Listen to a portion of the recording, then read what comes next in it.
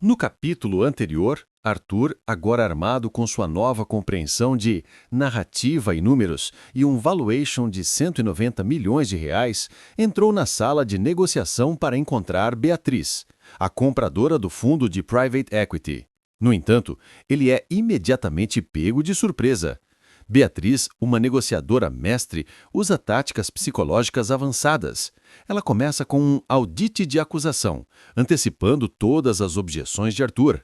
Em seguida, ela vira a narrativa dele contra ele, rebatizando o legado de Ricardo como dependência de pessoa-chave e ancorando a negociação em uma oferta de 100 milhões de reais. Quando Arthur reage emocionalmente, ela o neutraliza com uma rotulagem. Parece que você está frustrado. E o finaliza com uma pergunta calibrada. Como eu posso justificar pagar por uma narrativa que vai se aposentar? Arthur e Clara saem da reunião derrotados, com Clara observando que Arturo levou uma planilha para uma briga de faca. Capítulo 5. O Conselheiro de Confiança. O escritório de Arthur estava escuro, exceto pela luz de um único monitor. Eram 9 da noite. A raiva havia passado, dando lugar a uma profunda e fria confusão. Ele estava em seu antigo santuário, o modelo V14 final. Mas ele não estava mais olhando para os números, ele estava olhando para as palavras. Legado. Risco.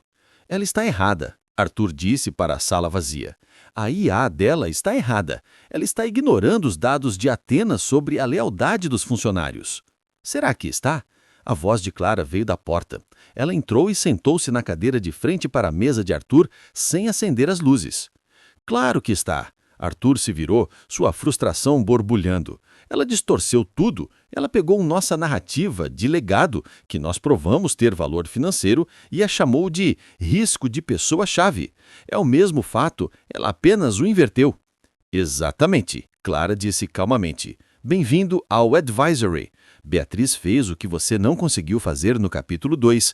Ela pegou o mesmo conjunto de fatos e impôs a narrativa dela sobre eles. E a narrativa dela, do ponto de vista de um comprador financeiro, é mais forte que a sua. Mas, Arthur, Clara o interrompeu. Sua voz agora firme. Você está preso no meio, brigando pela sua posição. Sua posição é 190M. A dela é 100M. Você está tentando provar que seu número está certo e o dela está errado. Você ainda está agindo como um técnico. Você ainda acha que isso é uma prova de matemática. Ela pegou um livro de sua pasta e o colocou sobre a mesa dele.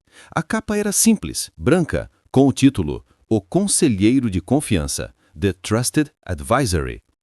Você leu Damodaran e você aprendeu a ouvir a história do seu cliente. Hoje, Beatriz te deu uma aula de Chris Voss e você aprendeu que existe uma ciência para a negociação que você ignora.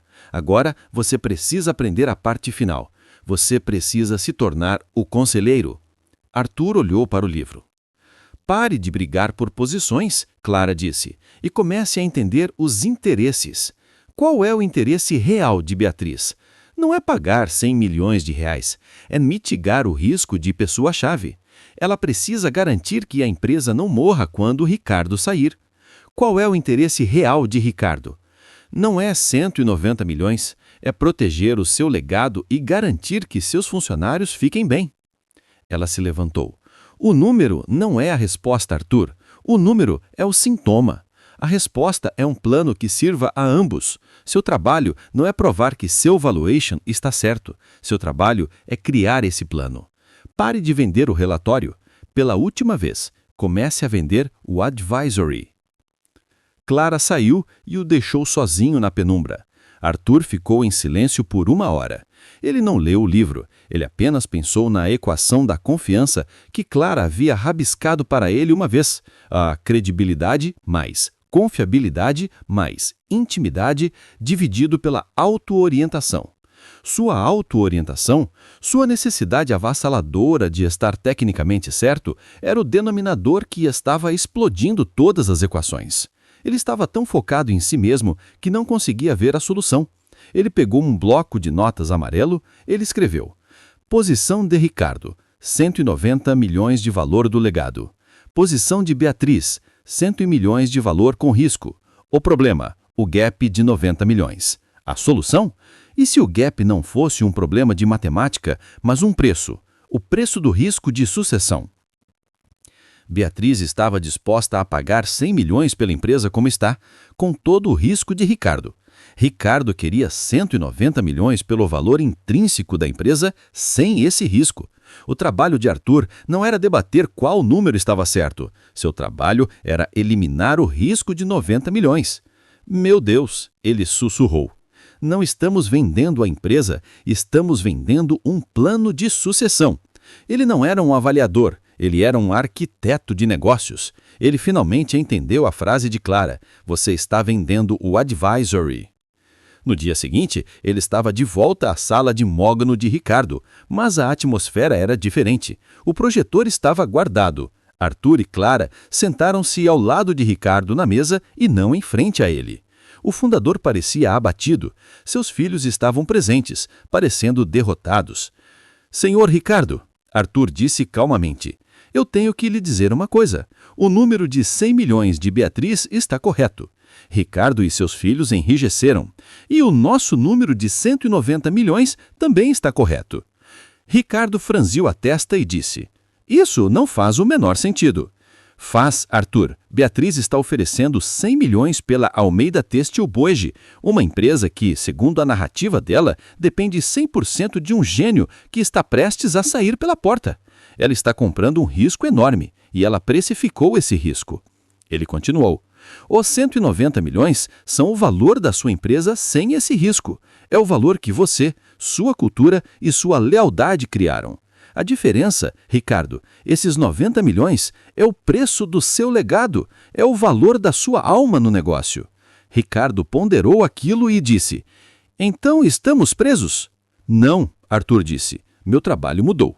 Não é mais conseguir 190 milhões para o senhor.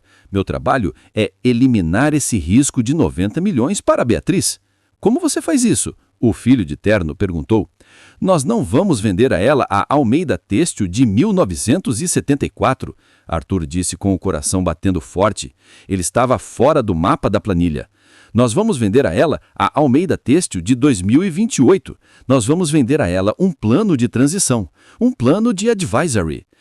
Ele se virou para Ricardo. O valuation acabou, Ricardo. O trabalho de M&A começa agora. E ele se parece com isto. O senhor não se aposenta no dia do fechamento. O senhor fica por 36 meses, não como CEO, mas como presidente do conselho. Um consultor pago. Seu filho, ele apontou para o de camisa polo, assume como diretor de operações com um plano de metas claro. O seu outro filho, apontou para o de terno, lidera a expansão digital que a Athena identificou como a maior oportunidade. O seu CFO vai mentorar os dois. Vamos criar uma estrutura de governança, Clara assumiu a deixa. Vamos criar incentivos para a gestão. Vamos provar a Beatriz que o legado não é um homem, mas um sistema que pode ser transferido. Arthur concluiu. Beatriz não quer comprar seu passado, ela quer comprar um futuro seguro. Vamos vender isso a ela. O número final não será 100 milhões ou 190 milhões. Será um número totalmente novo, o preço de uma empresa profissionalizada.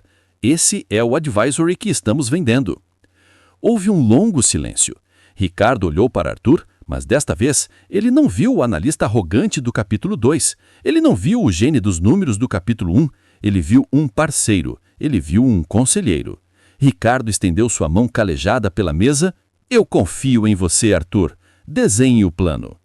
Continua no próximo capítulo.